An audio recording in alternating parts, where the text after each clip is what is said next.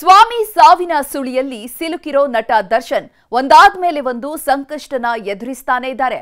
ಜಾಮೀನು ಸಿಕ್ಕರೆ ಸಾಕಪ್ಪ ಅಂತ ಕಣ್ಣರಳಿಸಿ ಕಾಯ್ತಿರೋ ಹೊತ್ತಲ್ಲೇ ಐಟಿ ಅಧಿಕಾರಿಗಳು ಜೀವ ಹಿಂಡೋದಕ್ಕೆ ಶುರು ಮಾಡಿದ್ದಾರೆ. 6 ಗಂಟೆಗಳ ಕಾಲ ನಡೆದ ವಿಚಾರಣೆಗೆ ಕಾಟೇರ ಕಂಗಾಲಾಗಿ ಹೋಗಿದ್ದಾನೆ.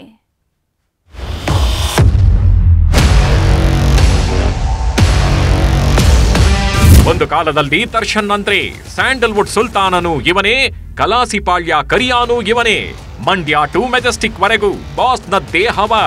ಚಕ್ರವರ್ತಿಯಾಗಿ ಕ್ರಾಂತಿ ಎಬ್ಬಿಸಿದವನ ಆರ್ಭಟ ಅಷ್ಟಿಷ್ಟಿರ್ಲಿಲ್ಲ ಬಿಡಿ.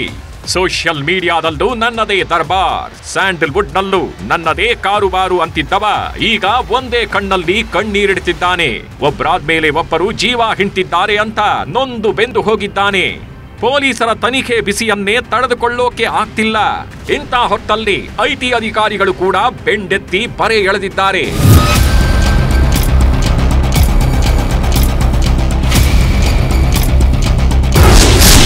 ಕೋಟಿ ಕೋಟಿ ಒಡೆಯನಿಗೆ 84 ಲಕ್ಷದ ಸಂಕಷ್ಟ.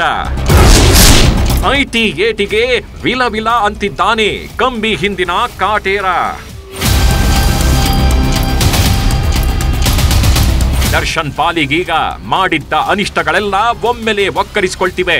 ಇಷ್ಟು ದಿನ ಪೊಲೀಸರು ಬೆಂಡೆತ್ತಿ ಬಿಸಿ ನೀರು ಕಾಯಿಸಿದ್ದಾಯ್ತು. ಈಗ ಐಟಿ ಅಧಿಕಾರಿಗಳು ಶುರು ಮಾಡಿದ್ದಾರೆ.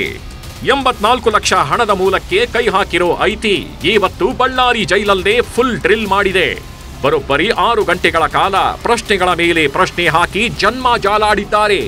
ಹಾಗಾದ್ರೆ ದರ್ಶನ್ಗೆ ಐಟಿ ಅಧಿಕಾರಿಗಳು ಏನೆಲ್ಲ ಪ್ರಶ್ನೆ ಕೇಳಿದ್ದಾರೆ ಅಂತ ನೋಡೋದಾದ್ರೆ, ನಟ ದರ್ಶನ್ನನ್ನ ಅವರ ಆಡಿಟರ್ಗಳ ಸಮ್ಮುಖದಲ್ಲೇ ವಿಚಾರಣೆ ಮಾಡಲಾಯಿತು. ಮಧ್ಯಾಹ್ನ 12:20ರಿಂದ ಶುರುವಾದ ವಿಚಾರಣೆ ಸುಮಾರು 6 ತಾಸುಗಳ ಕಾಲ ನಡೆಯಿತು. ಈ ಮಧ್ಯೆ ಊಟಕ್ಕೆ ಅಂತ 30 ನಿಮಿಷ ಬ್ರೇಕ್ ಕೊಟ್ಟಿದ್ದು ಬಿಟ್ರೆ ಬೇರೆಲ್ಲೂ ಗ್ಯಾಪ್ ಕೊಡದಂತೆ 6 ತಾಸು ವಿಚಾರಣೆ ನಡೆಸಿದ್ದಾರೆ. ಈ ವೇಳೆ ವಿಡಿಯೋ ಆಡಿಯೋ ಮೂಲಕ ದರ್ಶನ್ರ ಎಲ್ಲಾ ಹೇಳಿಕೆಯನ್ನ ದಾಖಲಿಸಿದ್ದಾರೆ. ಕೊಲೆ ಪ್ರಕರಣದಲ್ಲಿ ಬಳಸಿದ್ದ ಹಣ ಎಲ್ಲಿಂದ ಬಂತು, 84 ಲಕ್ಷದ ಜೊತೆಗೆ ಇನ್ನೆಷ್ಟು ಹಣ ಬಳಕೆ ಮಾಡಿದ್ರಿ, ದರ್ಶನ್ಗೀಗ ಎಷ್ಟು ಸಂಭಾವನೆ ಪಡೆಯುತ್ತಿದ್ದಾರೆ, ಆದಾಯ ತೆರಿಗೆಯನ್ನ ಸರಿಯಾಗಿ ಪಾವತಿ ಮಾಡಿದ್ದಾರಾ ಅನ್ನೋದರ ಮಾಹಿತಿ ಪಡೆದಿದ್ದಾರೆ. ಅತ್ತ ದರ್ಶನ್ ವಿಚಾರಣೆ ಮುಗಿಯುತ್ತಿದ್ದಂತೆ ಇತ್ತ ಆಪ್ತರ ಬಳಗ ಜೈಲಿಗೆ ಎಂಟ್ರಿ ಕೊಟ್ಟಿತ್ತು. ಡೆವಿಲ್ ಸಿನಿಮಾ ನಿರ್ಮಾಪಕ ಜೆಬಿ ಪ್ರಕಾಶ್ ಜೊತೆ ಸುನೀಲ್ ಕುಮಾರ್ ಹಾಗೂ ಶ್ರೀನಿವಾಸ್ ಸಹ ದರ್ಶನ್ ಭೇಟಿ ಮಾಡಿ ಕೆಲ ಕಾಲ ಚರ್ಚೆ ನಡೆಸಿದ್ದಾರೆ. ಈ ವೇಳೆ ಡೆವಿಲ್ ಸಿನಿಮಾ ಶೂಟಿಂಗ್ ಅರ್ಧಕ್ಕೆ ನಿಂತ ಬಗ್ಗೆಯೂ ಮಾತನಾಡಿದ್ದಾರೆ ಅಂತ ಹೇಳಲಾಗ್ತಾ ಇದೆ. ದರ್ಶನ್ ಪವಿತ್ರಾಗೆ ನಾಳೆ ವಕ್ರದೆಸೇನಾ ಶುಕ್ರದೆಸೇನಾ. ದರ್ಶನ್ ಹಾಗೂ ಪವಿತ್ರ ಪಾಲಿಗೆ ನಾಳೆ ಮಹತ್ವದ ದಿನ. ಯಾಕಂದ್ರೆ ಇಬ್ಬರೂ ಕೂಡ ಜಾಮೀನಿಗೆ ಅರ್ಜಿ ಸಲ್ಲಿಸಿದ್ದು ನಾಳೆಯೇ ವಿಚಾರಣೆ ನಡೆಯಲಿದೆ. ಹೀಗಾಗಿ ಜಾಮೀನು ಸಿಗುತ್ತಾ ಇಲ್ವಾ ಅಂತ ಈಗಿನಿಂದಲೇ ಜೀವ ಕೈಯಲ್ಲಿ ಹಿಡ್ಕೊಂಡು ಕೂತಿದ್ದಾರೆ. ಒಟ್ನಲ್ಲಿ ಕೊಲೆ ಕೇಸ್ನಲ್ಲಿ ಜೈಲು ಸೇರಿರೋ ದರ್ಶನ್ ಅಂಡ್ ಗ್ಯಾಂಗ್ ಕ್ಷಣ ಕ್ಷಣಕ್ಕೂ ನರಕ ನೋಡ್ತಿರೋದಂತೂ ಸುಳ್ಳಲ್ಲ.